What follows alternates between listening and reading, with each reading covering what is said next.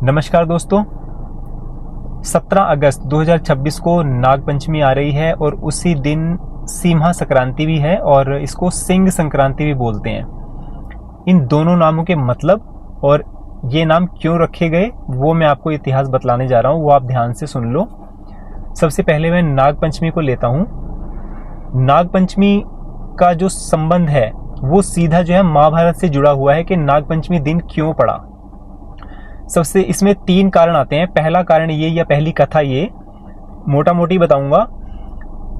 पहली कथा ये है कि जो हमारे राजा परीक्षित थे, जिनको भगवान श्री कृष्ण ने उत्तरा के गर्भ से निकलते ही जीवन दान दे दिया था, ठीक।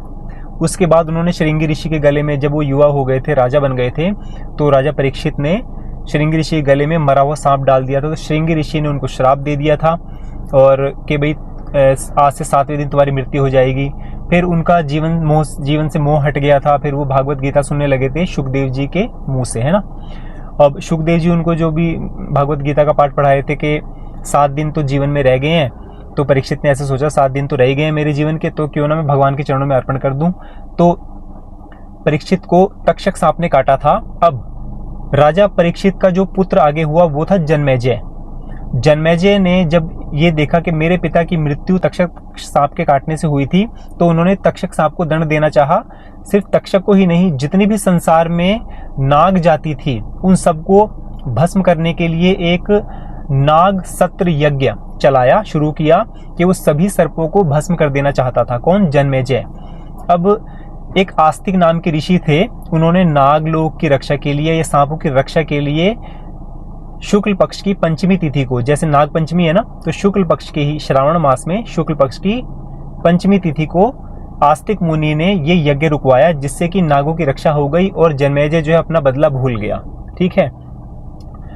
दूसरी कथा ये है कि जब समुद्र मंथन हो रहा था और मंदराचल पर्वत को वासुकी नाग के द्वारा मथा जा रहा था, तो वासुकी नाग जो है समुद्र मंथन के दौरान थक गए थे काफी, उन्हें जलन हो रही थी, क्योंकि उधर से देवता लोग खींच रहे थे और उधर से दानव लोग खींच रहे थे, तो उनके शरीर पर जलन बहुत ज्यादा हो रही थी, तो वो थक गए थे, तो इसलिए वो थोड़ी देर के लिए रुक गए थे। तो समस्त देवताओं ने वासुकी नाग को दूध चढ़ाया था, उनके जलन को शांति देने के लिए, ठंडक देने के लिए।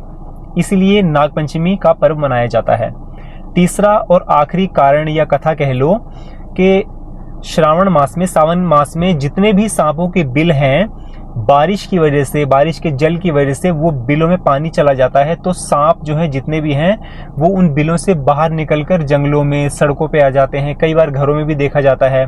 मैंने एक ब्लॉग भी बनाया था इसी सावन मास में ही, 15-20 दिन पहले का ब्लॉग है वो, कि घर में निकला सांप, तो वो भी श्रावण मास से ही जुड़ा हुआ था। तो घर में सांप निकला था, तो फिर हमने सांप पकड़ने वाले बुलाए थे, तो वो आप ब्लॉग देख सकते हैं जाके।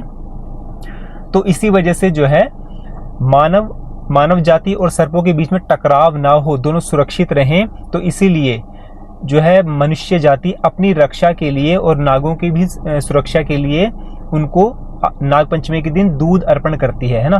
खास करके दूध में नमक डाल के दें तो ज्यादा अच्छा होता है। ये 3 कारण थे नाग पंचमी के, इसीलिए नाग पंचमी मनाई जाती है। अब दूसरी कथा आ जाती है कि संक्रांति, सिंह संक्रांति या सीमा संक्रांति क्यों मनाई जाती है। मैं पहले सोच रहा था कि सीमा जो है हमारे नरसिंह भगवान जो है उससे कोई कथा रिलेटेड होगी, ऐसा कुछ नहीं है।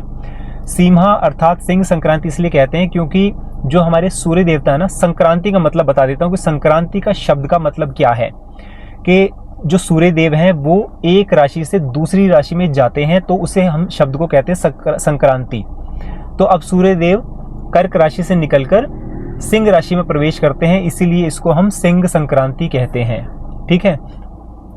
इसी वजह से अब जो संक्रांति शब्द है, सिंह संक्रांति है या सीमा संक्रांति है, जब सूर्य देव वापसी करते हैं अपनी राशि में, वापिस आते हैं सिंह राशि में, तो उनका प्रभाव बहुत ज्यादा बढ़ जाता है ना। तो इसलिए इसको सिंह संक्रांति बोलते हैं। और इसमें जैसे ऋतु परिवर्तन होता है ना, ऋतुएं बदलती हैं, और सिंह संक्रांति से ही भाद्रपद शुरू होता है। आज इस भाद्रपद का मतलब मुझे समझ में आया कि हमारी दादी, हमारी नानी, खास करके मेरी मम्मी भी ये समझाती रहती है कि भादों के मौसम में, यानी भाद्रपद मतलब भादो के मौसम में ड्राई फ्रूट्स नहीं खाने चाहिए। ड्राई फ्रूट्स किसी भी किस्म का हो सकता है, काजू, बादाम, किशमिश, अखरोट, पिस्ते, जो भी सूखे मेवे होते हैं ना, वो भादों के मौसम में नहीं खाए जाते क्योंकि शरीर में पित्त बढ़ जाता है, गर्मी बढ़ जाती है।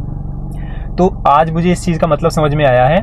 तो संक्रांति, सिंह संक्रांति के दिन से ही भाद्रपद लगता है, ऋतु परिवर्तन होता है और फसलें जो है वो पकनी शुरू हो जाती हैं। तो इसलिए सिंह संक्रांति मनाई जाती है। तो 17 अगस्त 2026 को नागपंचमी भी है और आप शिवलिंग पे दूध भी चढ़ा सकते हैं, जल भी अर्पण कर सकते हैं। तो दोस्तों आज के लिए ब्लॉग इतना ही था। जय श्री राम।